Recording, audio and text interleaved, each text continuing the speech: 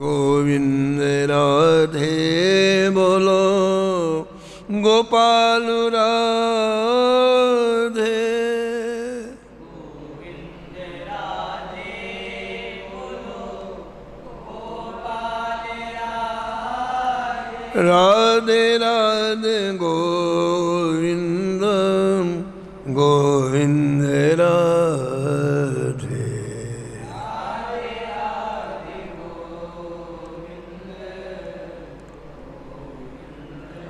राधे राधे गोविंद गोविंद राधे।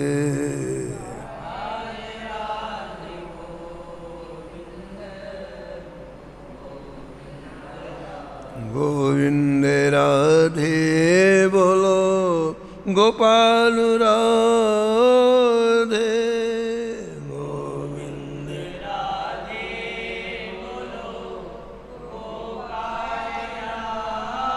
राधे राधे गोविंद गोविंद राधे।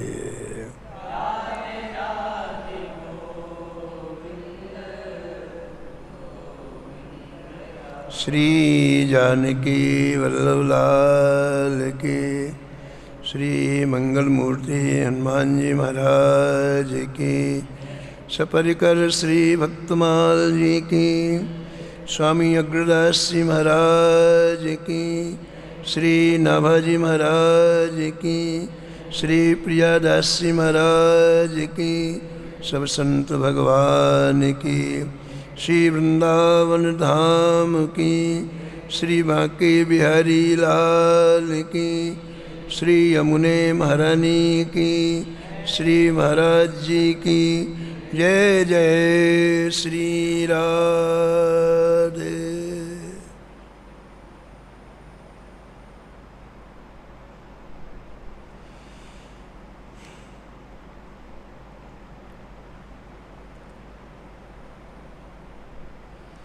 प्रातः स्मरणीय परम वंदनीय श्री नाभाजी महाराज परम पावन ग्रंथ श्री भक्तमाल में भक्तों के दिव्य चरित्रों का वर्णन किया है। पूर्व प्रसंग में आप श्रवण कर रहे थे विधि नारद शंकर सनकादिक कपिल देव मनभूप नरहरिदास जनक भी संबली सुकमुनि धर्म स्वरूप अंतरंग अनुचर हरजू के जो इनको यश गावे आदि अंत लो मंगल तिनके श्रोता वक्ता पावे। अजामेल पर संग यह निर्णय परम धर्म को जान इनकी कृपा और पुन समझे द्वादश भक्त प्रधान। श्री नाभा गोस्वामी जी इस छप्पे में द्वादश महाभागवतों का स्मरण किया है और ऐसा अपना भाव प्रकट करते हैं कि भक्तमाल के भक्तों के चरित्रों को यदि हृदयंगम करना हो तो चाहे श्रोता हो चाहे वक्ता हो इन द्वादश महाभागवतों का स्मरण करना चाहिए। इनकी कृपा होगी तो ये चरित्र हृदयंगम होंगे। चरित्रों को पढ़ना अलग बात है और हृदयंगम होना बिल्कुल अलग बात है। कृपा से ये संभव है। चरित्रों का प्रकाश हमारे हृदय में प्रकाशित हो एक कृपा से संभव है। तो श्री नाभाजी महाराज ने ब्रह्मा जी से प्रार्थना की, श्री नारद जी से प्रार्थना की और शंकर जी से प्रार्थना कर रहे हैं। भगवान शंकर अतिशय उदार हैं, करुणा वर्णालय हैं, सहज ही सामान्य ही क्रिया से प्रसन्न हो जाते हैं। एक बार कोई चोर चोरी करने के लिए निकला कहीं नहीं मिला उसे कुछ, मौका ही नहीं मिला चोरी करने का। तो हार करके देखा कि जंगल में शंकर जी का मंदिर है, घंटे चुराता हूँ। 8-10 किलो पीतल का घंटा लगा हुआ था महाराज। अब वो घंटा निकालने के लिए हाथ बढ़ाया तो घंटा ऊंचा हो नीचे, कैसे घंटा निकाले? तो उसने सोचा कि ये शिवलिंगन ऐसी को पैर रख करके फिर निकाल, ऊंचाई बढ़ जाएगी। तो शंकर जी के शिवलिंग के ऊपर पैर रखा चोर ने और घंटा उतारने लग गया। अब घंटा तो उतरा नहीं, शंकर जी प्रकट हो गए, बोले वरदान मांगो। अब उसको बड़ा आश्चर्य, महाराज मैंने ऐसे क्या किया है कि आप प्रसन्न हो गए, प्रकट हो गए? शंकर जी ने कहा लोग जल चढ़ाते हैं, फल चढ़ाते हैं, फूल चढ़ाते हैं, तुम तो स्वयं चढ़ गए सिर भी चढ़, इसलिए हम खुश हो गए। बड़ी जल्दी प्रसन्न होते हैं शंकर जी, बहुत जल्दी प्रसन्न होते। और ना जाने कितने संतों को ठाकुर जी के चरणों में पहुंचाया। नरसिंह जी का बड़ा नाम है, बहुत नाम है गुजरात में, तो पूरे गुजरात में नरसिंह जी का नाम है। लेकिन नरसिंह जी को यहाँ तक पहुँचाने वाले कौन है? सुनो आप, बड़ा छोटा सा प्रसंग है। जूनागढ़ वास पिता माता तन नास भयो। जूनागढ़ वास पिता माता तन नास भयो। रहे एक भाइयों भौजाई रिस भरी है। रहे एक भाइयों डोलत फिरत आए बोलत पियाओ नीर। डोलत फिरत बोलत पियाओ नीर।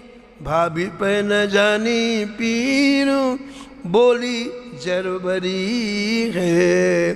भाभी पे न जानी पीर बोली जरबरी है। जूनागढ़ वास पिता माता तन नास भयो। रहे एक भाइयों भौजाई रिस भरी है। रिस भरी है। गुजरात प्रांत में जूनागढ़ नगर में नागर जाति में, ब्राह्मण जाति में श्री नरसिंह जी का जन्म हुआ। महाराज छोटी आयु में ही माता पिता का स्वर्गवास हो गया। इनकी एक भाभी थी, एक बड़ा भाई था। इनकी भाभी अत्यंत क्रोधी स्वभाव की थी, बहुत क्रोधी स्वभाव। नरसिंह जी का बचपन से ही 5-6 वर्ष की आयु से ही संतों में लगाव हो गया, सत्संग अच्छा लगने लग गया। तो आप चुपचाप जहाँ भी कभी संतों की कोई कथा होती, कहीं भजन होता, संकीर्तन होता, वहाँ आप चले जाते। तो दोनों को, बड़े भाई को और भाभी को, ये बिल्कुल बात अच्छी नहीं लगती। ये पढ़ता लिखता है नहीं, कुछ काम धंधा नहीं करता, बस जाएगा दोपहर में 12 बजे आकर के बस भोजन करेगा, फिर चला जाता है। इसके भाई उस समय थानेदार थे। स्टेट का ज़माना था, राजाओं का। तो राजा के यहाँ थानेदार थे, तो महाराज रौब था इनका। पहले जैसे आजकल मोटरसाइकिल होती है ना, वैसे पहले घोड़े दिए जाते थे, घोड़े में चढ़ के आए। उसको विशेष व्यक्ति माना जाता था जो घोड़े की सवारी करे। जिनके यहाँ थानेदार थे तो राजा की तरफ से घोड़े दिए गए थे, 1-2-3 घोड़े थे। तो इनकी भाभी ने कहा कुछ काम नहीं करता है, मैं रोटी नहीं दूंगी इसे। तो भाई ने कहा देख भाई तू कुछ ना कुछ तो काम कर, तू इन घोड़ों को घास ले आया कर रोज। खेत है अपना, खेत से घास घाट के लाया कर, इनको रोज घास खिलाया कर, पानी पिलाया कर। बोले ठीक है भैया। तो ऐसे समय में जाते जब सत्संग का नुकसान ना हो, काम भी हो जाए भाई। जाते घोड़े की घास काटते, सिर पर रखते, ला के देते, पानी पिलाते, फिर अपना चले जाते। जहाँ कीर्तन होता वहाँ चले जाते, जहाँ सत्संग होता वहाँ चले जाते। श्री ठाकुर जी को जब अपने पास लाना होता है तो वैसी भूमिका बना देते हैं, किसी का दोष नहीं है। अनादिकाल से चित्त हमारा संसार में फंसा हुआ है, परिवार में फंसा हुआ है, मान प्रतिष्ठा में फंसा हुआ है। इससे निकले कैसे? कोई घटना घटित होती है तब ऐसा उसका रिजल्ट मिलता है। श्री ठाकुर जी ही अच्छी तरह से जानते हैं कि हमारा परम हित किसमें है। गोस्वामी जी लिखते हैं, नीत प्रीत परमारथ स्वार्थ, नीत प्रीत परमा को न राम सम जानो यथारथ, को न राम सम। हमारा स्वार्थ किसमें है, हमारा परमार्थ किसमें बनेगा, श्री ठाकुर जी के सिवा और कोई नहीं जानता है। यदि एक बात हृदयंगम हो जाए हृदय में अच्छी तरह से, ये बात श्री ठाकुर जी जो भी करते हैं हमारे मंगल के लिए करते हैं, इतनी सी पंक्ति यदि हृदय में बैठ जाए सारा टेंशन खत्म हो जाए, सारा कोई टेंशन नहीं। सुबह से लेकर शाम तक जितनी घटनाएं घटित होती हैं और हमारे जीवन के समक्ष आती हैं उनमें हमारा मंगल छिपा हुआ है। ठाकुर जी हमारे पास अमंगल की कोई वस्तु भेजेंगे ही नहीं। ठाकुर जी नीति जानते हैं, ठाकुर जी परमार्थ जानते हैं, ठाकुर जी स्वार्थ सब जानते हैं। तो जितने भक्तों के जीवन में ये प्रतिकूलताएं आई हैं वो श्री ठाकुर जी की भेजी हुई है। क्यों भेजी हुई बताओ? श्री प्रियादास जी कहते हैं, जेते प्रतिकूल जेते प्रतिकूल मैं तो मानो अनुकूल, हाँ जेते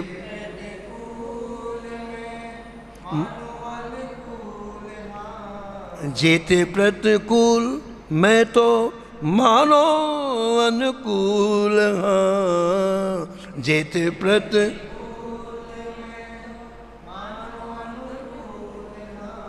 संतन प्रभाव मणि कोठरी की तारीख है, संतन प्रभाव मणि कोठरी जेते प्रतिकूल में तो मानो अनुकूल, हाँ जेते प्रतिकूल। यदि संतों के जीवन में प्रतिकूलता नहीं आई होती तो संतों के हृदय के भावों की अभिव्यक्ति नहीं होती। ताला खुलता है, कैसे खुलता है बताओ? टेढ़ी मेढ़ी चाबी होती है तो ताला खुलता है, सीधे थोड़ी ताला खुलेगा। उसके दांते देखते हैं, एक छोटा एक बड़ा एक खुलता ताला। ऐसे प्रतिकूलताएं चाबी हैं। संतों का हृदय हमारा दिव्य भाव से भरा हुआ है। ये प्रतिकूलता रूपी चाबी जब लगती है तो हृदय के भाव बाहर आते हैं। श्री प्रियादास जी कहते हैं, मैं तो बहुत बड़ी बात अच्छी मानता हूँ जो संतों के जीवन में प्रतिकूलताएं आती हैं। ये प्रतिकूलताएं किसने भेजी बताओ? जब एक व्यक्ति ठाकुर जी का हो गया तो उसके जीवन में प्रतिकूलता आनी चाहिए क्या? नहीं आनी चाहिए। फिर ठाकुर जी का होने से क्या लाभ है? भक्तमाल में एक भी संत ऐसा नहीं है जिसके जीवन में प्रतिकूलता ना आई, एक भी। सबके जीवन और प्रतिकूलता नहीं, महाभयंकर प्रतिकूलता आई है। ये प्रतिकूलता किसकी भेजी हुई है? ठाकुर जी की भेजी हुई है। इस प्रतिकूलता से जितना मन निर्मल होता है, न जप से होता है, न ध्यान से होता है, न समाधि से होता है। मन का जो सूक्ष्म लगाव है वो प्रतिकूलता से जाता है। इसके कहते हैं प्रतिकूलता के शरीर के वरदान नहीं है, ऐसा प्रियादास जी कहते हैं। मैं तो मानो अनुकूल, मैं तो ठाकुर जी का ही वरदान मांगता हूँ। तो श्री नरसिंह जी के जीवन में प्रतिकूलता आई, ठीक है। और प्रतिकूलता किसने भेजी बताओ? श्री ठाकुर जी ने भेजी। ममता का सूक्ष्म सूत्र छूटना बड़ा मुश्किल है। उस ममता का सूक्ष्म सूत्र प्रतिकूलता से छूटता है। जो झीनी ममता होती, झीनी, वो बड़ी जल्दी नहीं निकलती।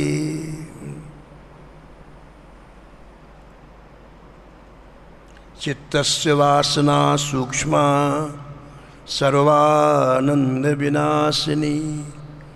एक सूक्ष्म वासना होती है जिसका निकलना बड़ा मुश्किल है। चित्तस्य वासना सूक्ष्मा सर्वानंद विनाशिनी। सारे आनंद को खा जाने वाली, समाप्त करने वाली, उसकी व्यवस्था ठाकुर जी करते हैं प्रतिकूलता भेज करके।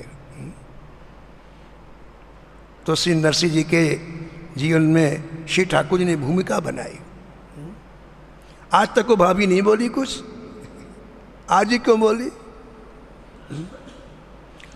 गर्मी के दिन थे, नरसिंह जी घोड़ों को घास देने के लिए गए खेत में। आज घास मिली नहीं और आगे गए, बड़ी देर तक घास छोलते रहे। गट्ठा बनाया, सिर पर रखा, लेके आए। दोपहर के 2 बज गए। प्यास के मारे गला सूख रहा था, चक्कर आ रहा था। घास को नीचे उतारा और बड़े प्रेम से बोले, भाभी बहुत प्यास लगी है, पानी दे दो। एक सहजता से कहा, सरलता से कहा। और भाभी ने अपना भयंकर रूप बनाया महाराज, और भयंकर रूप बना करके कहा घूमता रहता है, यहाँ आके पानी मांगता है, तेरी नौकर हूं मैं, हुक्म चलाता है यहाँ पर। नरसिंह ने कहा, भाभी आज तो मैं कहीं नहीं गया, न सत्संग में गया न कीर्तन में गया। आज घास मिली नहीं तो दूर जंगल में जाना पड़ा, और प्यास के मारे गला सूख रहा है, इसलिए पानी मांग रहा हूं। अरे तू कहीं जा, स्वर्ग जा, नरक जा, कहीं मुझे से कह देना ना, बड़ा कमाई करके आया है, पानी मांग रहा है। तू जहाज भी मांगेगा तुझे नहीं दूंगी। इतने कठोर शब्दों का प्रयोग किया। प्रियदासी लिखते हैं, आवते कमाए जल प्याए बिन सरे कैसे। आवत कमाए जल प्याए बिना सरे कैसे। पियो यो जवाब दियो, पियो यो जवाब दियो, देह थर थरी है। पियो यो जवाब दियो, देह थर थरी है। देह थर थरी है, देह थर थरी है। देह थर थरी है, देह थर थरी है।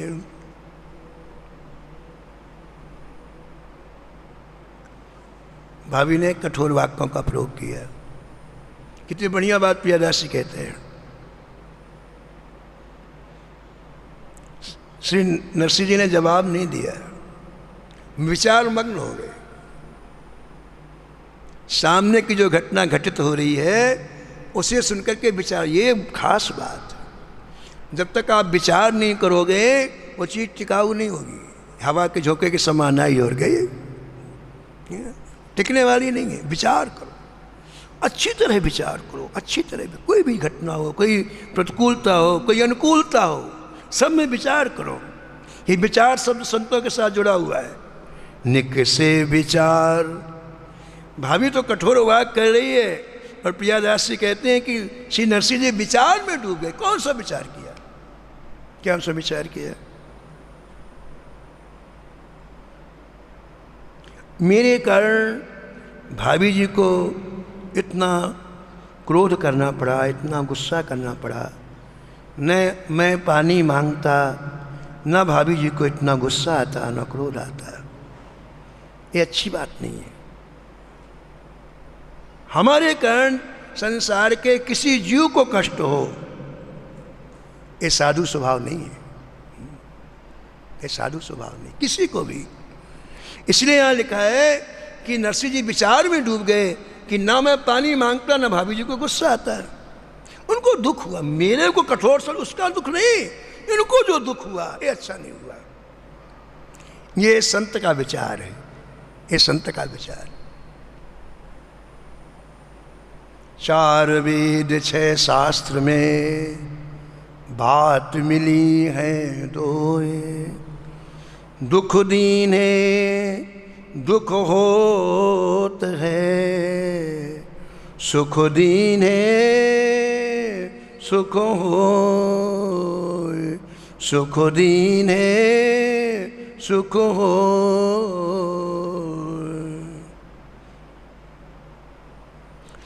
तो मैंने पानी क्यों मांगा? अब देखो विचार चल रहा है, एक विचार में जब आप डूबेंगे तो एक के बाद एक समाधान और जिज्ञासा होगी। मैंने पानी मांगा क्यों? नरसिंह जी विचार करने, इस शरीर को प्यास लगी इसलिए मांगा। ठीक है, इसका मतलब हुआ ये शरीर ही समस्त दुखों का मूल है। यदि देह नहीं होती तो मुझको प्यास नहीं लगती, और प्यास नहीं लगती तो मैं भाभी जी से पानी नहीं मांगता, और पानी नहीं मांगता तो इनका हृदय जलता नहीं, क्रोधित नहीं होता है, इनको गुस्सा नहीं आता है। तो क्या करूं? इस शरीर को त्याग दूं तो कम से कम मेरे कारण किसी को कष्ट तो नहीं होगा। ये विचार कर रहे हैं। अब मैं इस शरीर का त्याग कर दूं। फिर जिज्ञासा हुई, नहीं नहीं नहीं, सुख दुख का एकमात्र जो मूल है, कारण है, वो मन है। कोई अन्य जन, कोई व्यक्ति किसी को सुख देने वाला नहीं है। मन जिसे अनुकूल मान लेता है वो अच्छा लगने लगता है, मन जिसे प्रतिकूल मान लेता है तो बुरा लगने लगता है। हमें जो चीज़ अच्छी लग रही है दूसरों को बुरी लग रही है। कोई वस्तु में अनुकूलता नहीं है, कोई पदार्थ में, कोई किसी व्यक्ति में अनुकूलता नहीं है। ये हमारे मन की स्वीकृति है। ये बहुत अच्छा है तो अच्छा है, सुख हो गए, ये बहुत बुरा है तो दुखी हो गए। ये सुख और दुख मन को अनुभव होता है। श्री जयदेव जी के हाथ पैर काट के डाल दिए चोरों ने, दुष्टों ने श्री स्वामी जयदेव जी के हाथ और पैरों को काट के कुएं में डाल दिया, लेकिन उनको कोई कष्ट नहीं, सूखे कुएं में पड़े हुए हैं और भगवान का नाम देख रोम रोम प्रकाश, कोई दुख नाम की चीज ही नहीं है। पूछा गया क्यों? बोले उनका मन शरीर में नहीं था, गोविंद में था, इसलिए दुख का अनुभव नहीं हुआ। मन तहाँ जहाँ रघुबर वै देही, मन तहाँ जहाँ रघुबर वै देही, बिनु मन तन सुख दुख कहू के ही, बिनु मन तन सुख दुख कहू। पूज महाराज जी कहते थे, श्रीमती दास जी महाराज, कि किसी को 108 डिग्री बुखार हो, 108, बिल्कुल बोलना बंद, बिल्कुल आंख निकल आई, सब जो होता, और उसकी दुकान से फोन आया, बड़ा व्यापारी था वो, कि अभी अभी 1 अरब का फायदा हो गया। क्या बोला? फोन 1 अरब का है। तो कहते हैं वो आधा ठीक हो जाएगा। कोई मन आ गया ना, मन शरीर से पैसे में आ गया, 1 अरब का फायदा, उसका दुख आधा हो जाएगा। नरसिंह जी विचार करने लग गए कि ये मन ही सुख दुख का कारण है, इसलिए शरीर की आत्महत्या करना उचित नहीं है।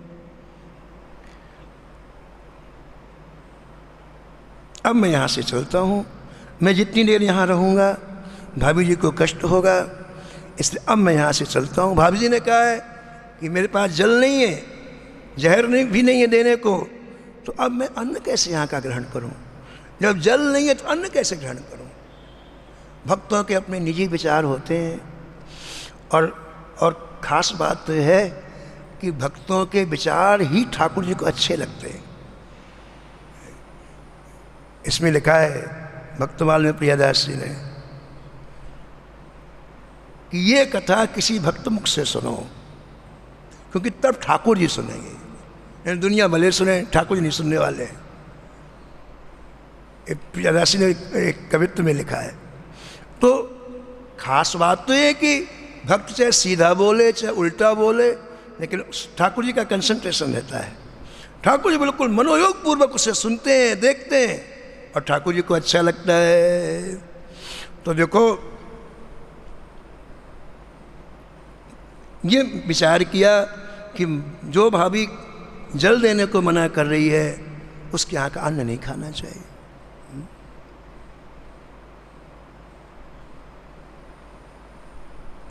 राजस्थान में पहले राणा जाति के लोग राजा बनते थे। तो राणा के यहाँ 3 भाई नौकरी करते, चौथा भाई सबसे छोटा था। कोई पूर्व जन्म का उसका कोई पुण्य था, तो बचपन से वो 5-6 वर्ष की आयु से भजन करने के लिए रोज घर से चला जाता। घर था, घर के पास में ही वन था, चला जाता। दोपहर में आता, रोटी खा लेता, थोड़ा विश्राम, फिर चला जाता। तो किसी ने ध्यान नहीं दिया, छोटा था कि कहीं खेलता होगा कुछ, कोई से ध्यान नहीं दिया। तो 5-6 वर्ष उसने भजन कर प्रारंभ किया और 12-13 वर्ष का हो गया। उसका नाम था कामध्वज। तो एक दिन भाइयों ने कहा कि अरे कामध्वज, अब तू बड़ा हो गया है, हमने कल ही तेरे बारे में राजा से बात की है। और राणा ने कहा हाँ कोई बात नहीं, बहुत काम है, उसको भी लगा लो। तो हमने तेरी नौकरी पक्की कर दी है, इसलिए भैया आज तेरे को हमारे साथ चलना है, उसके यहाँ नाम लिखाना है, उनके यहाँ चल करके, और वो तुझे देख लेंगे, एक बार तेरी नौकरी पक्की हो जाएगी। अब भक्त का जवाब सुनो आप। कामध्वज जी ने कहा, हम चाकर रघुवीर के, हम चाकर पटो लिखो दरबार, पटो लिखो दरबार। हमारी नौकरी तो काका पट्टा बना हुआ है। हम तो रघुनाथ जी के चाकर हैं, हम किसी के यहाँ नौकरी नहीं करेंगे। हमने अब ज्वाइन कर लिया पहले नौकरी। भाइयों ने समझाया भी, तू बच्चा है, समझता नहीं है, जीवन निर्वाह के लिए धन की आवश्यकता पड़ती है, बचपना मत कर, चल हमारे साथ। भैया मैंने आपसे कह दिया है, मैंने नौकरी ठाकुर जी की कर ली है, अब मैं दूसरी नौकरी नहीं करूँगा। और बड़े भाई थे, अब वो तेज हुए महाराज, गर्म हुए, क्रोध में आ गए, कहना नहीं मानता, बड़ा हो गया है, बच्चा है क्या, कमाएगा नहीं तो रोटी कौन देगा तुझे। सुबह चला जाता है तो रोटी खा के फिर चला जाता है। खूब डांटा महाराज, जितना डांटना चाहिए, सब चीज़ सुनते रहे। कामध्वज जी जब पूरी बात उन्हें कह ली तो कामध्वज जी ने बड़ी प्यारी बात कही, भैया मुझे नहीं पता था कि ये रोटी आपकी है। मेरे हृदय में तो ये भाव था कि संसार के प्रत्येक प्राणी को रोटी देने वाले श्री राघव हैं, श्री माधव हैं। मुझे नहीं पता था ये आपकी रोटी है। अब आपने कह दिया कि आपकी रोटी, अब मैं कभी नहीं खाऊंगा। मैं तो समझता था कि सबका भरण पोषण ठाकुर जी करते, वो मुझे भी दे रहे हैं। विश्व भरण पोषण कर जोई, विश्व भरण पोषण कर जोई, ताकर नाम भरत अस होई, ताकर नाम भरत अस। अब महाराज जैसे जलती हुई आग में आप घी डालो और क्रोधित हुए, बात हमसे लड़ाता है, तू मर जाएगा, तुझे जलाएगा कौन, हम घर वाली तो जलाएंगे तुझे। लंबी लंबी बात करता है, क्रोध चरमोत्कर्ष बिंदु पर पहुंच गया। उसने क्रोध नहीं किया, उसने हाथ जोड़कर कहा, भैया आप मत जलाना, मैं मर जाऊंगा तो जिनके चरणों में जा रहा हूं वो जलाएंगे। जिनका मैं भजन कर रहा हूं वो जलाएंगे, आप मत जलाना। प्रणाम किया और कामध्वज जी चले गए। अब ईश्वरीय व्यवस्था देखो आप, ठाकुर जी की व्यवस्था देखो आप। 2 रोटी के लिए भाई लोग झनकार रहे हैं, हड़का रहे हैं। कामध्वज जी कुछ नहीं, जो वस्त्र पहने थे वो पहन के जंगल में चले गए और जैसे रोज भजन करते थे भजन किया। ठीक दोपहर में 12 बजे सैकड़ों गाड़ियां बंजारे लेकर के आए, सामान भरा हुआ है लबालब। प्रणाम किया कामध्वज जी को, महाराज हमें सेवा का आप अवसर प्रदान करें, महाराज हमें सेवा नहीं। सब लाइन से खड़े हैं, लाइन से। अब कामध्वज जी सैकड़ों गाड़ियों का क्या करेंगे बताओ? आटा चावल दाल घी शक्कर क्या करेंगे? कामध्वज जी ने कहा देखो भैया संतों को बुलाओ और उनको भोजन कराओ। 1000 संत पाने लग गए उसी दिन से। ये दुनिया कहती 2 रोटी कहाँ मिलेंगी? 1000 संत प्रतिदिन, 1 दिन 2 दिन नहीं। लिखा हुआ है कि उस दिन से जीवन की अंतिम श्वास तक हजारों संत प्रसाद पा रहे कामध्वज जी के यहाँ।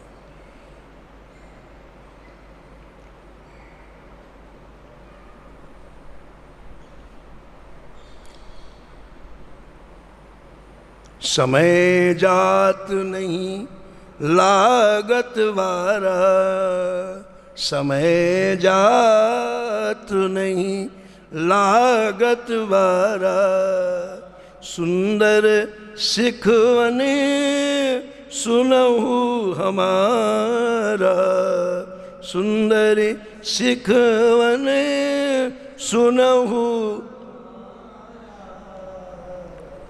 कब कामध्वज जी वृद्ध हो गए और आज वो दिन भी आ गया कि ये पंच भौतिक शरीर छूट गया। ठीक है, ध्यान दो आप।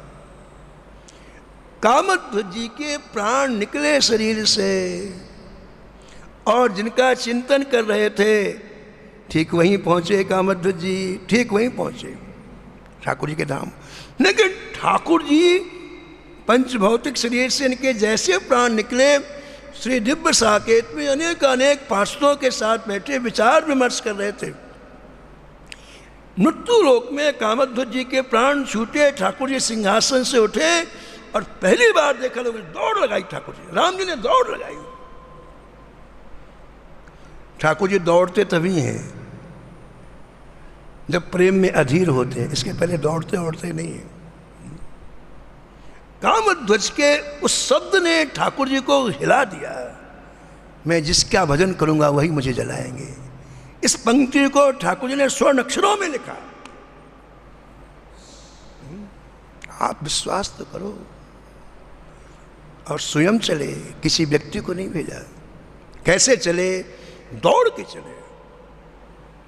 उठे राम सुन, उठे राम सुनि प्रेम अधीरा, उठे राम सुनि प्रेम अधीरा, कहूँ निखंग कहूँ पट धन तीरा, कहूँ निखंग कहूँ पट धन।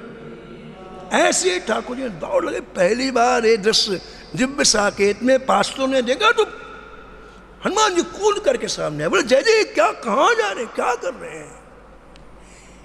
भक्तों के प्रेम से ठाकुर जी को अधीरता होती, अधीरता। सबरी के प्रेम से ठाकुर जी अधीर हो गए। रास्ते के उन ऋषि मुनियों को नहीं देखा, सबरी सबरी रट लगा दी। ठाकुर अधीरता है। क्या ऋषि मुनियों का सम्मान नहीं करते? ठाकुर करते, लेकिन आज दूसरा प्रसंग है। आज किसी प्रेमी के यहाँ जाना है, इसे किसी की परवाह नहीं की।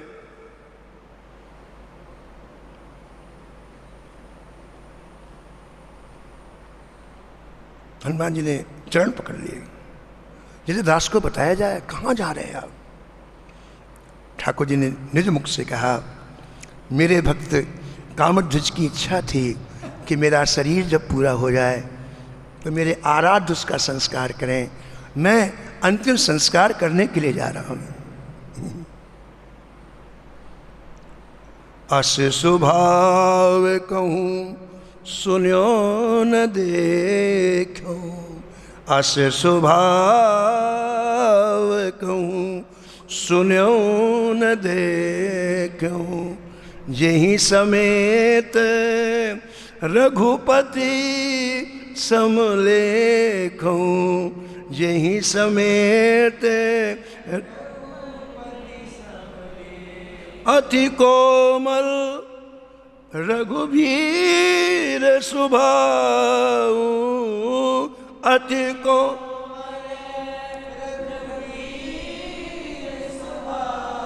यद्यपि अखिल लोक कर राहू, यद्यपि अखिल लोक कर राहू। हनुमान जी ने हाथ जोड़कर अत्यंत अधीरता पूर्वक कहा, जय जय, मैं जैसा आप चाहते हैं वैसे ही सेवा करके आता हूँ। आप जिस भाव से चाहते हैं, दास को आज्ञा ने, दास जाता है और उसी तरह से करेगा। बड़ी मुश्किल से ठाकुर जी माने हैं। हनुमान जी ने हजारों बानरों को साथ में लिया है, दक्षिण भारत में गए हैं, सुगंधित चंदन की लकड़ी इकट्ठी की है। हनुमान जी ने अपने हाथ से चिता बनाई है, श्री कामध्वज जी के शरीर को स्नान कराया है, चिता के ऊपर अपने हाथ से कामध्वज जी को रखा है।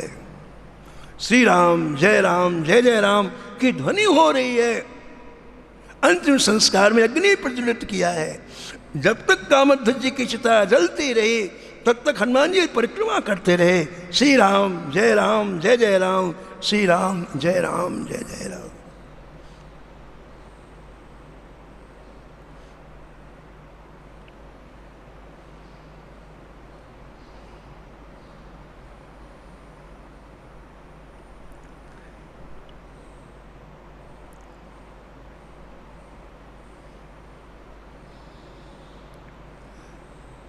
नरसिंह जी ठाकुर के आश्रय में निकले।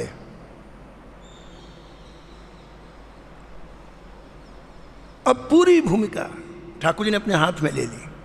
जब तक संसार के किसी वस्तु, व्यक्ति, परिस्थिति का आश्रय रहेगा, ठाकुर जी दूर खड़े रहेंगे। लगाओ अपना बल, कई बार लगा ले, देख लो। लेकिन उनका ईमानदारी से आश्रय ग्रहण करते, सारा कंट्रोल ठाकुर जी अपने हाथ में ले लेंगे। सब कुछ नहीं, जो कपड़े पहने थे नरसिंह जी उनको पहन के चले। और एक बात और अच्छी तरह से ध्यान देना चाहिए, जब तक किसी का भी आश्रय रहेगा वो आर्तनाद नहीं निकलता जिससे ठाकुर जी रिश्ते हैं। ठाकुर जी रिश्ते ही आर्तनाद से हैं। ये कितनी स्तुतियां करते रहो, कुछ फर्क नहीं पड़ना ठाकुर जी को। जब लगे गज निज बल बरत्यो, जब लग गज निज बल बरत्यो, नेक सध्यो नहीं काम, नेक सध्यो निर्बल हुई बल राम पुकारो,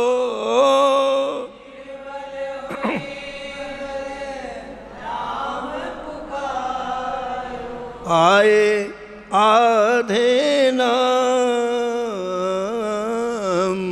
आए आधे सुनीरी मैंने निर्बल के बलराम, सुनीरी मैंने।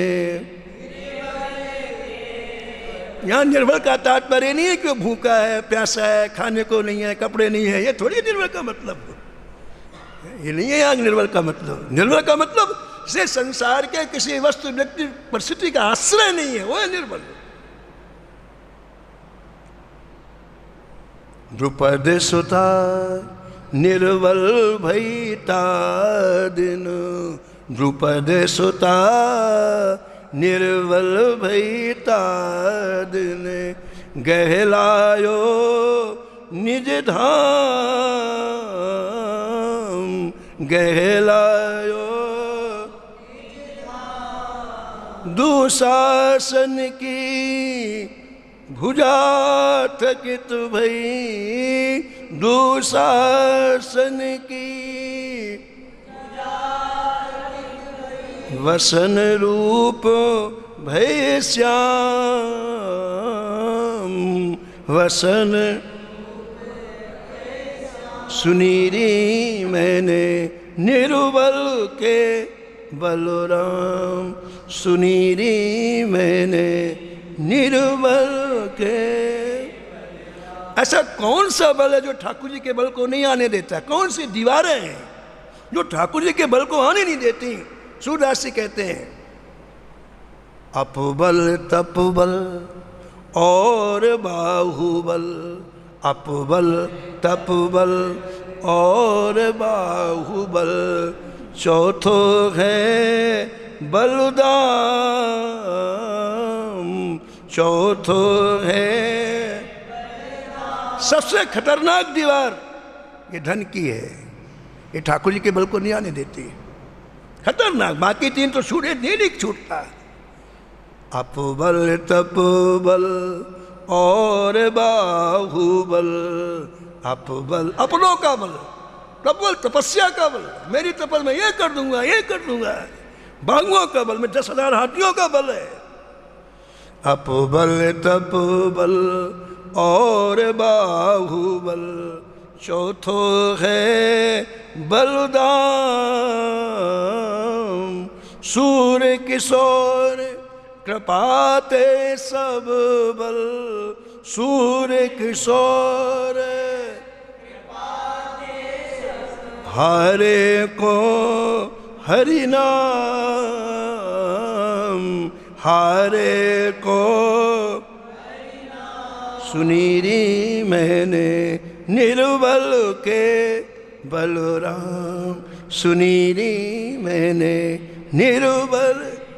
जिसे राम नाम का बल चाहिए, जिसे कृष्ण नाम का बल चाहिए, उन्हें इन बलों को हटाना पड़ेगा, नहीं आएगा बल। इसलिए महाप्रभु ने कहा तृणादपि सुनीचेनो, अपने को इतना हल्का मानो, नीचा मानो तो ये बल मिलेगा। तरोरोपि सहिष्णुना, वृक्ष के समान सहनशील बनो तो ये बल मिलेगा। अमानिना मान देनो, कीर्तनीयम सदा हरि, हृदय से मान की इच्छा निकाल दो तो मिलेगा राम ठाकुर के नाम का बल। तो नरसिंह जी महाराज सबका आश्रय छोड़ के जा रहे हैं भगवत आश्रय में, और भगवत आश्रय में सबसे पहले शंकर जी की कृपा होगी। ये कथा हम आपको कल सुनाएंगे, समय हो गया। श्री राम जय राम जय जय राम, श्री राम जय राम जय जय राम।